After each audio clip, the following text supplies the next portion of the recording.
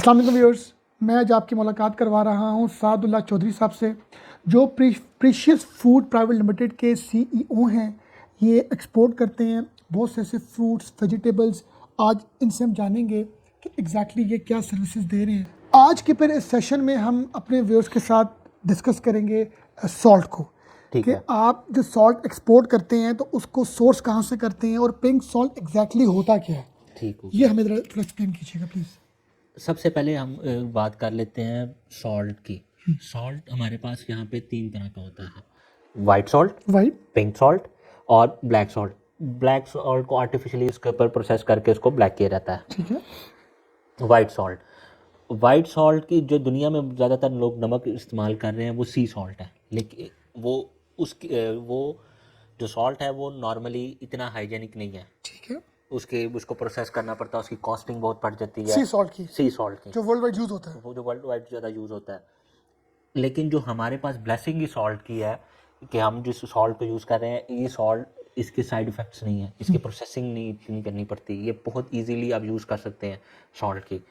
अब हम लोग इस मार्केट को तकरीबन इसको यूँ कह लें कि सॉल्ट को हमने कभी इतना सीरियसली लिया ही नहीं। राइट। न हमारे नेबरहुड कंट्रीज़ में ये सॉल्ट जो है ना, हम आज से कोई 40 साल पहले एक एग्रीमेंट हुआ था जिसके मुताबिक हमको 2.5 रुपीज़ पर केजी जो है ना पर केजीज़ के हिसाब से हम उन्हें दे रहे थे, और वो हमारे नेबर्स ने इस सॉल्ट को हमारी प्रोडक्ट को अपनी मार्केटिंग स्ट्रेटजी के थ्रू वर्ल्ड वाइड उसको फेमस कर दिया। हिमालयन सॉल्ट और समथिंग लाइक इस तरह के नाम। गवर्नमेंट ने जो है ना एक अच्छा इनिशिएटिव लिया, और उस इनिशिएटिव के अंदर हमने जो है जीआई टैग अप्लाई किया, और पाकिस्तान को जीआई टैग मिल गया। जीआई टैग अब काम किस तरह करता है कि आपके जितने भी वर्ल्ड वाइड कंट्रीज़ हैं ना,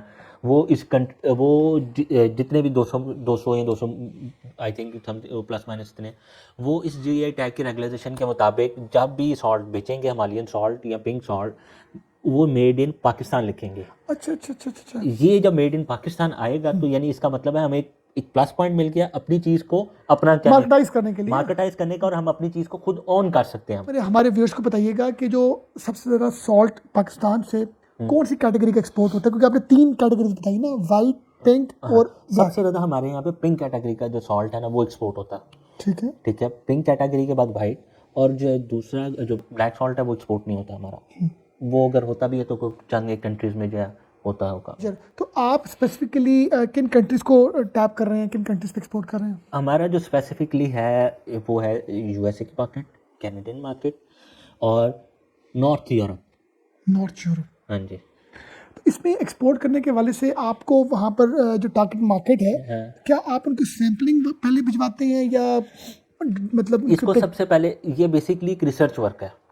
इसको अगर मैं आपको बड़ा इजीली इसको ब्रीफ करता हूँ तो ये एक रिसर्च वर्क है। पहले आपने अपनी मार्केट को देखना है, आप किस मार्केट में काम करना चाह रहे हैं, वहाँ के कंज्यूमर की पावर क्या है। उसके बाद सबसे पहले आपने उस कंट्रीज़ को सिलेक्ट करना है, उस कंट्री को, फिर उसके सिटीज़, रीजन्स, फिर उधर मेजर ब्रांड्स, वहाँ से मेजर ब्रांड के थ्रू फिर आपने उनके जो है ना उनकी वेबसाइट्स और ये प्रॉपर रिसर्च करते हुए कि उनकी वेबसाइट है, फिर उनके साथ कांटेक्ट करने हैं, उनको ईमेल्स करें, वो वहाँ से फिर आपको समहाउ ईमेल्स का रिप्लाई आएगा, फिर आप उनके साथ जो है उनको सैम्पलिंग करें।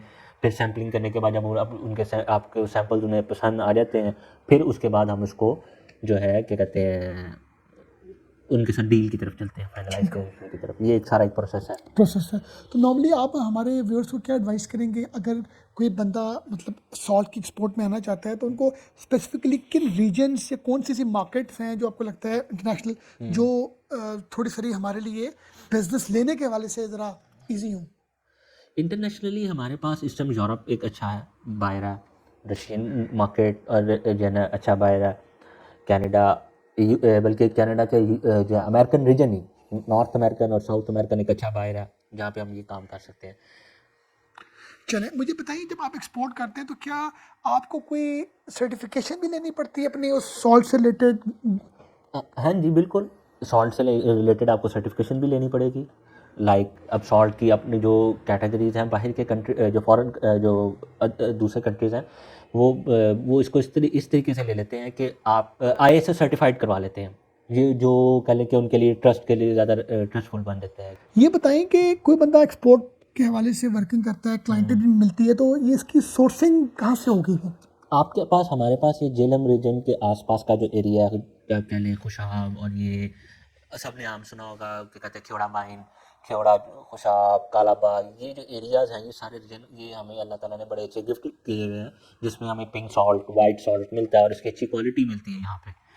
हम लोग यहीं से ही इसको जो रिसोर्स को हासिल, इस सोर्स से, पॉइंट से हम हासिल कर रहे हैं। तो इसमें आप जाते हैं, वहाँ पर वेंडर्स बैठे हुए हैं बड़े हम बड़े। बिल्कुल इसी तरह ही हम लोग वेंडर्स के साथ चलते हैं। हम कुछ लोग वेंडर्स के साथ हमारे कॉन्टैक्ट हो जाते हैं कि हम लोग उनके साथ ही एक अंडरस्टूड रेट के थ्रू उनसे सॉल्ट परचेज करते रहते हैं। अच्छा, तो उसके बाद अगर हम नेक्स्ट स्टेप की बात करें तो नेक्स्ट स्टेप क्या होगा? पैकेजिंग होगा, क्या होगा? बिल्कुल, पैकेजिंग। सबसे पहले आपने सॉल्ट लिया, फिर इसको हमने इसकी कस्टमर जो हमारा कस्टमर है उसके मुताबिक हमने इसको पैकेजिंग करनी है, उसकी रिक्वायरमेंट के मुताबिक उसको चाहिए क्या। लाइक अब किसी को एक कस्टमर है, लाइक उनको चाहिए ग्रेन्स में, अब उसके मुताबिक, अब हम सॉल्ट ग्रेन्स में तो नहीं ना निकलता, वो तो एक स्टोन की शेप में निकलता है। हम इसको प्रोसेस करवाते हैं, राइट। हम प्रोसेसिंग यूनिट्स पे ले जाके इनको प्रोसेस करवा के इनको ग्रेन्स की शेप में इनकी पैकेजिंग करते हैं, जिसमें हम इन्हें 450 ग्राम्स, 900 ग्राम्स, डिफरेंट समथिंग उनके जो पैकिंग उसको पैक करते हैं, उसको सील पैक में करके इसकी पैकेजिंग करते हैं। तो पैकेजिंग का जो मटेरियल होता है वो क्या होता है वैसे नॉर्मली? नॉर्मली इसका भी एक स्टैंडर्डाइज तरीका है कि अब इसकी, क्योंकि जो फूड ग्रेड है इनकी रेगुलाइजेशन करनी पड़ती है आपको ज़्यादा।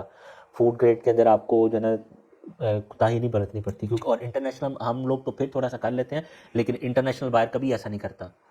इंटरनेशनल बायर हमेशा जो है ना इन चीज़ों को बहुत ज़्यादा बारीकी से ऑब्जर्व कर रहा होता है कि ये क्या चीज़ें आ रही हैं, इनको हमने किस तरह इस पर जो है ना काम करना है। मैं उम्मीद करता हूँ कि हमारे व्यूअर्स को ये प्रोग्राम अच्छा लगा होगा। थैंक यू वेरी मच जी, आपने हमें टाइम दिया। Thank you.